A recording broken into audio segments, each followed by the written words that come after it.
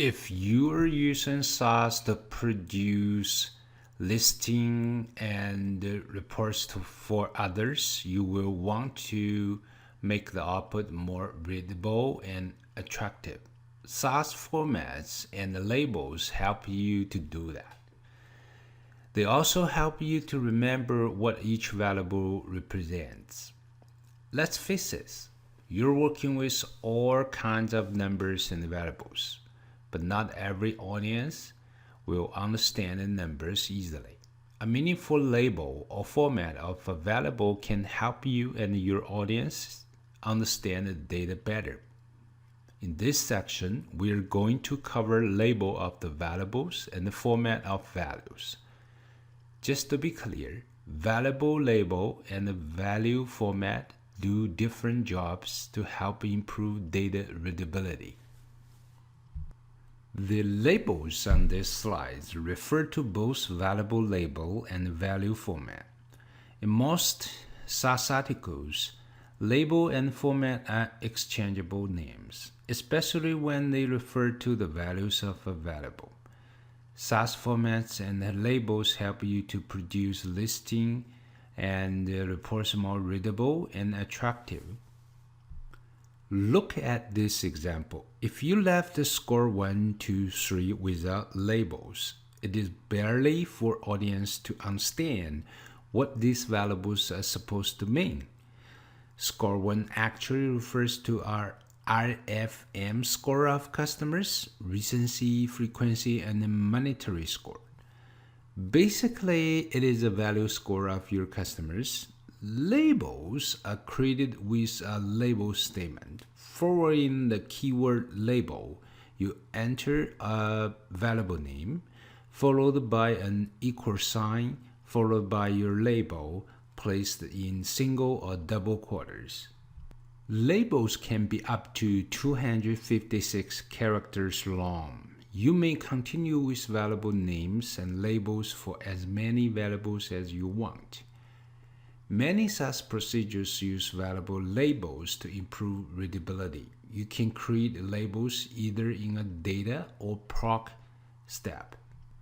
A format is an instruction that tells SAS how to display data values. For example, you can display a numeric value with commas and $sign.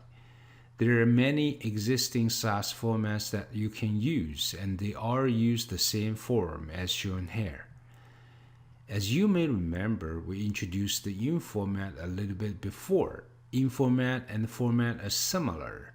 The difference is that in format tells SAS how to read data, and the format tells SAS how to present the data. Their formats are similar in most cases. Generally speaking, SAS has only 3 different types of in formats and formats: character, numeric, and datetime. $sign plus a number and then a point, for example, $6 point, refers to 6 wide characters. If you use $6 point as in format, there are only 6 characters will be read in. On the other hand, if used for format, your data will show 6 characters as well. Try to play with some formats by yourself and see what they will give you. SAS carries some system-defined in formats and formats, such as those for dates. SAS also allows users to build user-defined formats from existing tables. Users are able to use proc format in conjunction with other SAS procedures like summary, frequent, tabulate, report, and print. Since these other SAS procedures are format aware, judicious use of user-defined formats can save hours of coding and result in more robust data-driven applications. Sometimes you may want to use user-defined formats rather than system-defined ones. For example, the values of M and F could become male and female, if displayed using a user-defined format called SAS. The typical syntax to create user-defined formats is as the example on this slide. Value statement is followed by the format name, $$, dot in this case, then followed by detailed format value definitions. Another example to define a country format: when you create a new dataset using either DataStep or proxy core and assign a variable with the country format. If the value of the variable in your data is AU, SAS will show audiences Australia instead of value AU. Grouping is very important in many studies. Many analyses are reported by groups, not by individual values. Groups often show patterns that individual analysis cannot. In frequency studies where there are continuous numbers or a large number of values to be reported, grouping limits the amount of output. SAS programming beginners learn to add descriptive labels to their values by using if-then-else statements and creating new variables. This process is completely correct, but may be inefficient if the new variable is not needed on a regular basis or the dataset is very large. Often, these new variables are needed for one-time reports and not for any analytical process. In the example of these slides, you can use if-then-else statements to create values for the field. For example, survey answers. If valuable answers equal to 1 or 2, then disagreement. Else, if valuable answers equal to 3, then no opinion. Else, agreement. If you have many variables of survey answers sharing the same value structure, then it is worthwhile to create a user-defined format for all of these variables at once, rather than rewrite the if-then-else statement for each variable. In this example, a SAS dataset in Learn library is analyzed by proc frequent to report the distributions of multiple survey answer variables, and the format for the survey answer variables are defined in previous step. This process produces a clean log. The output created from this data and the proc step is shown below. Rather than report based on answer values from 1 to 5, the answers are regrouped to 3 categories and the statistics are reported based on 3 user-defined levels only.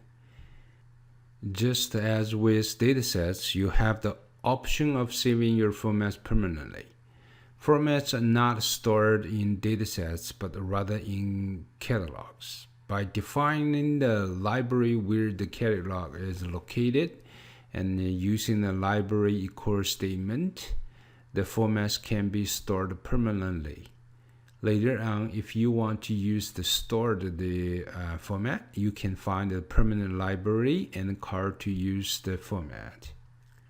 If you place label and format statements in the data step, the labels and the formats become permanently associated with their respective variables. If you use the libname to refer to a physical path on your computer and use proc format with library option pointing to the library, then the user-defined format will be stored in a permanent catalog. If they're placed on a network drive, or analysts can access those catalogs by simply using the correct libname statement. Remember, these formats are available for use in both data and proc steps as long as they are defined before use. Now, please try to create your own user-defined format and save to a permanent location.